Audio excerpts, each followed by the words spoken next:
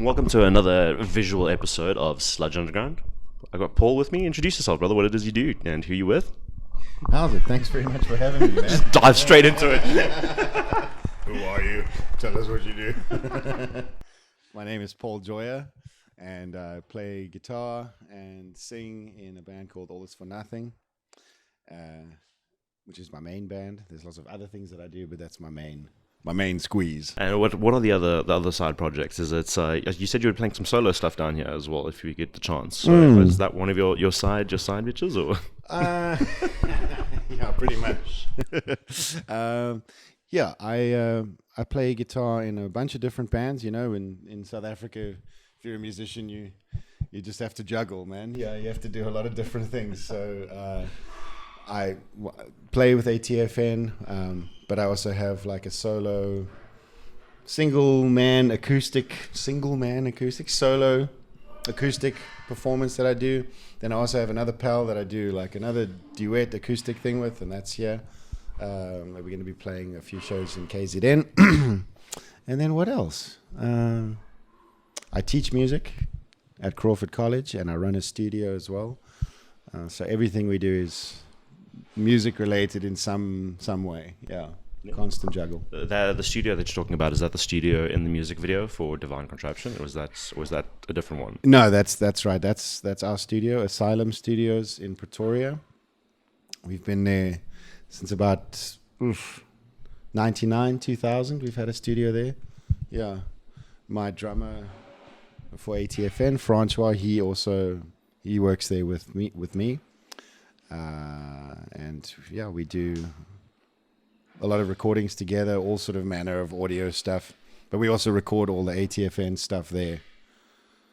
But we've finally decided to stop mixing it, though. We were like, we can record all this stuff, we'll do all the pre-production, but we're not mixing anymore. That's just way too much stress. I become like a horrible, nightmarish, anxiety-riddled, like, I become the worst human being when it comes to mix time. It's just everything sounds like garbage, and you've spent 6 months and haven't slept, and it's Re-record everything. Just like, throw it all in the trash. Let's start again. Exactly. Yeah, I can exactly. You sometimes playing it back, you're like, oh god, what have I done? Yeah. Well, like, we've been working for 6 hours. We take a break, and you're like, let's just go back and mix a little bit more. And oh, that's sounding good. Oh, someone order some pizza. Oh, have a few beers. Oh, this is sounding real nice. Tweak. Come back in the morning, and it's just like, what is this omelette of pain? You know, like, it's the worst. Yeah. And it's oh god, omelette of pain. Oh man, that's fucking great. And you guys have been there, you said, since '99. The studio's been there, yeah. ATFN as a musical entity began in July 1998. So we're kind of on we always joke, we're on like version 3.0 of All This For Nothing at the moment. It was started by myself and my best friend Henk when we were in Standard 8. I don't know, you guys don't talk about standards anymore. I'm a teacher and I don't even know how the grades work. I think Standard 8 is grade 10. Grade 10, yeah. And that was the beginning of all of it. You know, like the punk scene was quite a thing back then, you know, like it's weird to think actually how popular that art form was. And out of that, we started the band and then played hard till about 2006 or 7. I got like a pretty bad hand injury, and we took some time off, and that time off ended up being about 10 years off. But I was still playing in other bands and stuff. And then in 2018, we were like, screw this. Let's fire up the old bird again. And we did. So now we recruited a bunch of new people, and we're back on it. Because I remember seeing that post, actually. I remember, like, we'd obviously ended up as friends on Facebook, as all musicians inevitably do. Yes. Oh, this guy's got a musician in his profile picture, friend. Yes, he has a guitar. So, and you know that's always how it goes. I think we've been friends on Facebook that way for like a couple of years now. Yes. And I remember your post actually about ATFN, and at that point I knew nothing about the band. And I remember being quite a couple of people stoked about it. And I remember like seeing quite a bit of interactions on those posts where people were like, yes, hell yes, let's do it. Yeah, it's quite wild, you know, because we, like I said, we came from the punk scene but we were not really a punk band. We were actually a bunch of metalheads, but we liked playing punk. So we were a bit too metal for the punk crowd and a bit too punk for the metal crowd. But we also like the prog rock thing, so we get a bit weird. But we developed a bit of a like core audience over that time, and now it's our job to develop that core audience again now, because everyone's immigrated or like 40 plus and have kids and don't come to shows anymore. So yeah, can be a bit of a wild transition as well. But the fact of the matter is that you guys made that much of an impression that core support was still there. Yeah, it was weird, like back when I guess radio still mattered. I personally still think radio matters, but like we, the music was on 5FM in Pretoria. We had a very, very good radio station called Tux FM, which at that time was really pushing alternative music, all local music in that matter. But they gave us a lot of circulation, and your music was in stores. It was a lot more visible then. Like you walk into a store and go to the alternative section, and there'd be like a heap of SA bands there. So if you were into that stuff and you didn't know who the bands were, it was a few flicks away, and then you'd be like, oh, what's ATFN, It's interesting because I also, I caught the middle to the tail end era of, Look and Listen and, those type of places. And I always used to go around because, once again, that was around about the time that I'd started getting into alternative music. But I knew nothing about South African music. As far as I was concerned, there was no South African music scene at all. We didn't have bands like this, right, which was terrible for me, because that was what a lot of people refer to as the golden era of the South African alternative music scene. And sometimes I sort of wonder how close was I to just discovering a local band, flipping through CDs, because that was something that I was doing. I was just picking up random CDs and going and standing and listening to them. So I wonder if any of those were South African bands that I just missed out on. Probably. I mean, even going back a little bit before, showing my age a bit, but on 5FM, I remember in the early mid 90s, Barney Simon had his sort of rock and metal show. But then after him was a dude called Phil Wright. Phil Wright sort of played the super graveyard shift, and then that was all kind of classic rock, hard rock, and more metal as well. And we used to stay up and tape bands. And a lot of them were local bands, local metal bands, obscure things like Strider and Shadow Lord and stuff that you'd never, ever hear, and probably never even find in the CD store too. But he'd play the demos and expose people to that. That's why I think, stuff like this that you guys are doing is super important. You need a dedicated podcast or something that can help people get exposed to it, because kids don't really listen to radio. If you're not making it onto your chummy Spotify playlists and that, which is actually quite tricky. It's hard to even market yourself amidst friends, to get your stuff out, I mean, a lot of us discovered alternative music through these sort of the equivalent to these sort of platforms back in the day as well. I mean, I remember hearing Rage Against the Machine for the first time on MTV, Killing in the Name of, and I remember my dad standing there being like, what the fuck? And which is weird, because he listened to music heavier than that, which is part of the reason why I also started getting involved in it. Cool. But you discover it through things like MTV and interviews with artists, and just on YouTube there was these suggestions of people talking about bands and stuff like that. Yeah. And a lot of us found them kind of that way. MTV was cool. It's actually crazy to think how much cool shit was on daytime MTV, Rage Against the Machine. I mean, still top 10 stuff, but you could hear you mentioned them. Linkin Park. I even saw Killing Joke videos and stuff. I love Killing Joke, and that's hard music. Daytime on MTV. So I think it actually, you miss it when it's gone, Yeah, no, definitely. Yeah. And there was also I don't know if you ever watched a channel called the Punk Rock NBA. Oh, yes, Finn McKenty. Yeah. You're the first person I've spoken to so far who actually listens to it, who's actually watched some of his content. Oh, big time. When he also was talking about that era of where alternative was hitting the mainstream. Yeah. When on MTV, on those shows where they would have a competition between a band, it was Fall Out Boy and NSYNC or something. Yes. That's cool. It's weird. I don't think that's exactly who was involved there, but the comparison stands. Right. And they would win these shows in terms of popularity votes and stuff. So there was like a huge like thing that he talks about, the shift in the alternative medium and how the fans as well as the artists interact with people, and it's very interesting. But also cool things like that, you know, taking like a super, you know, boy band and mixing them with a punk rock band or whatever, and exposing both audiences to each other is pretty cool, you know. I suppose you have the same thing now where you get less, like I find kids are less like into genres now, you know, like teaching high school kids, like those will be as much into like trap and trance music as they are into like progressive death metal, you know. They don't really give a shit about like a specific genre, and I think that also has largely to do with like the ease of access of it. So if you look at it, you can just go listen to any genre, you know. You can fire up Spotify. Where is this? If you tell him to join us. yeah. Yeah. Just a slow rumbling in the distance. Yeah.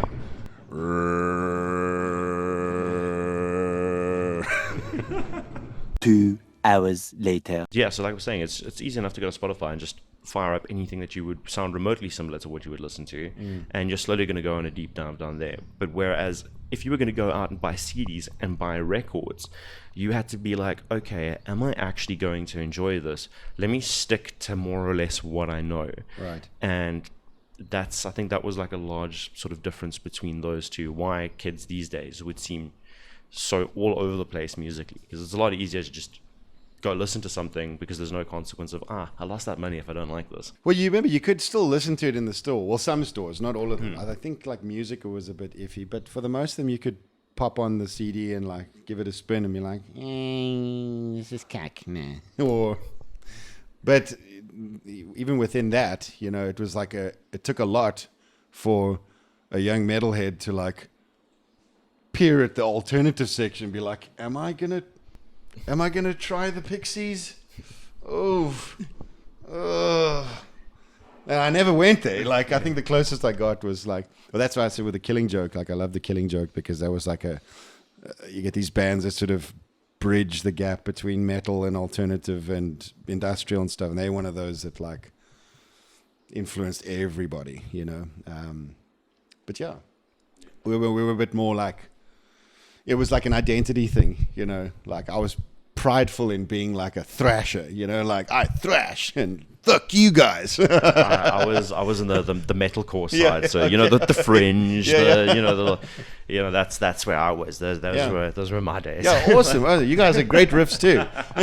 You were talking about Kill Switch and all that. That was great riffs, man. So like, you know, where there was the 2010s era, like you know, it was Bless the Fall. It was Asking Alexandria. It was, you know, where you discovered Drop D for the first time. And you're just Drop D, nail polish, tight jeans. Pretty much. Yes. Naz, did you know that I was the part of the multicolored skinny jeans era?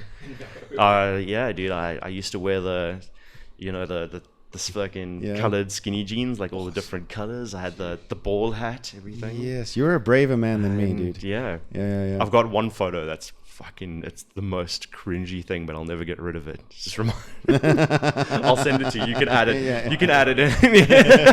There's two of them, and teenage Marcel thought he was the shit. No, I think that's cool. You could probably rock that style now and get away with it. This will be like, that dude's all, I don't know what the slang is. Like, he spawned out of 2010. Like fantastic. 2010 and Tumblr. Yes. So you were like, so we said that ATFN has been a thing since 1998, like its first iteration. So you guys got introduced. Hey, it's our career. Like, you guys went through all the stages of, like, you know, advertising in terms of like that evolution of what you would have had to done. Did you guys ever use the MySpace days?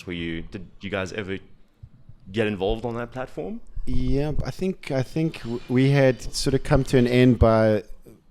Well, I was injured at that time, so the MySpace time. We did for Slash Dogs. I was in Slash Dogs as well for like 18 years.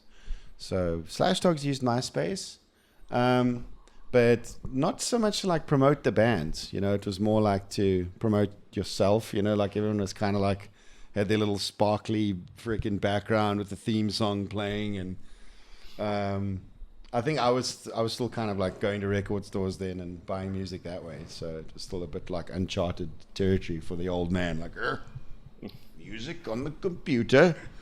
Fuck is this? Like, but yeah, no, actually not really. But I mean, it did definitely expose a whole bunch of bands. I mean, like the whole MySpace emo scene and stuff. Yeah, like. the emo or the scene culture. You know, there was like a mashup between like the hip hop and the alternative of that era, and it was just the super cutesy with the extreme fringes and Yeah.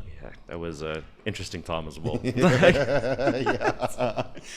That was also in the time when Facebook just came out. So you know, I was too busy like poking people in Facebook.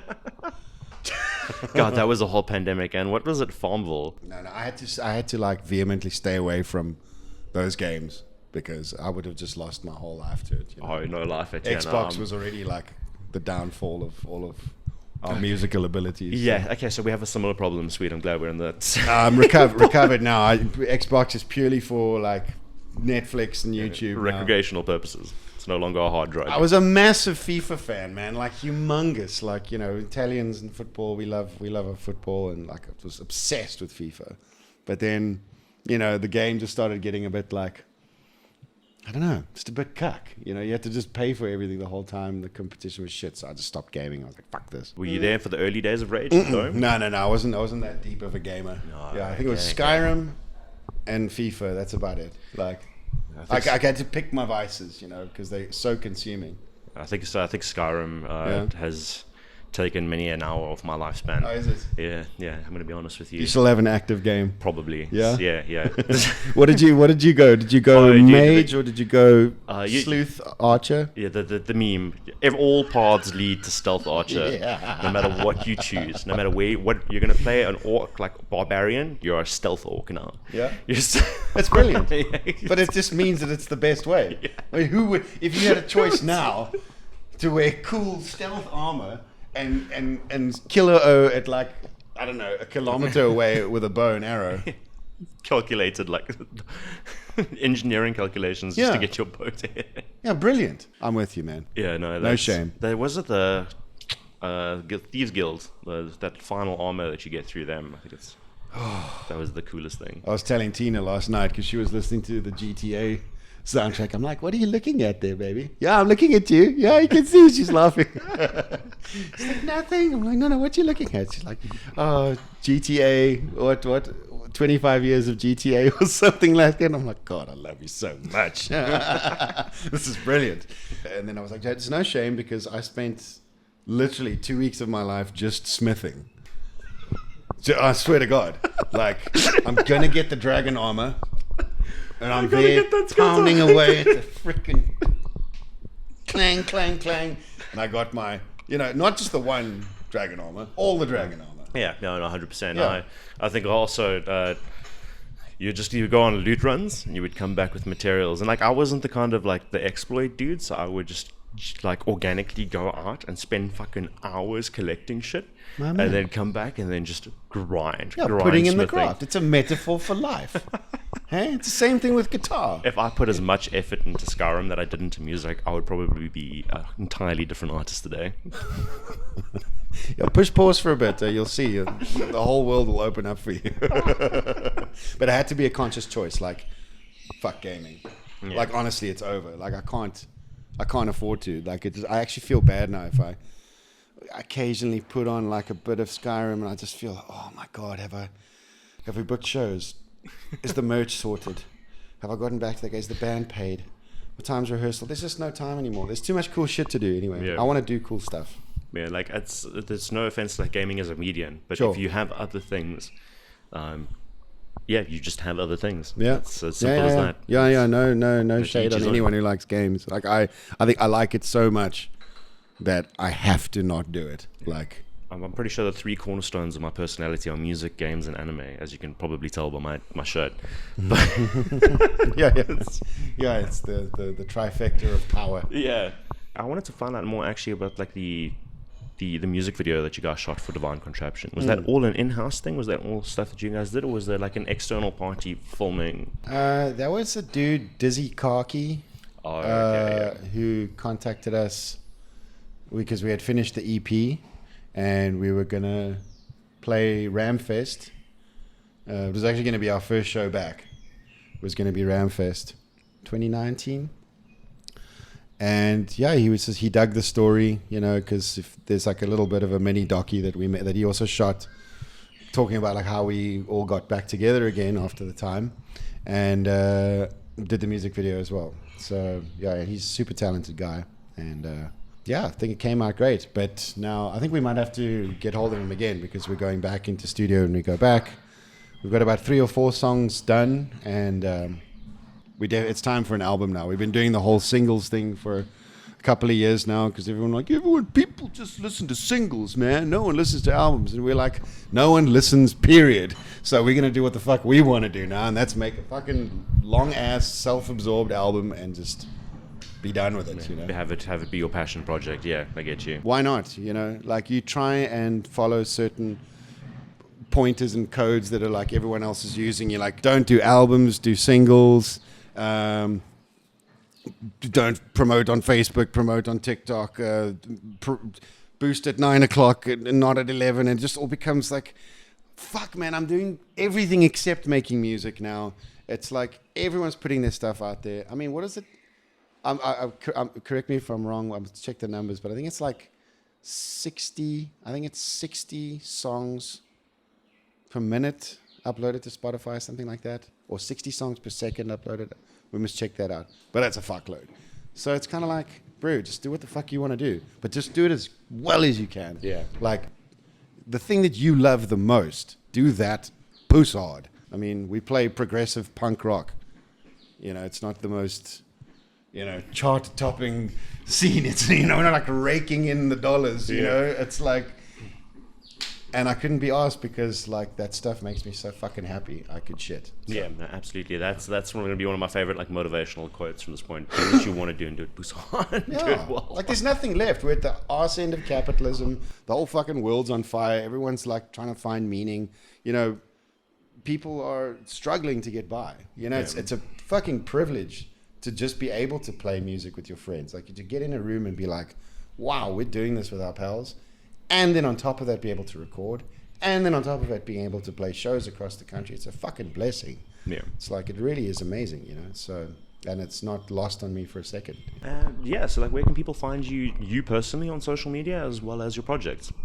Well, my pages aren't really that interesting. It's just me and, I don't know, on my couch at home, like talking shit or impersonating Arnold Schwarzenegger like a dummy.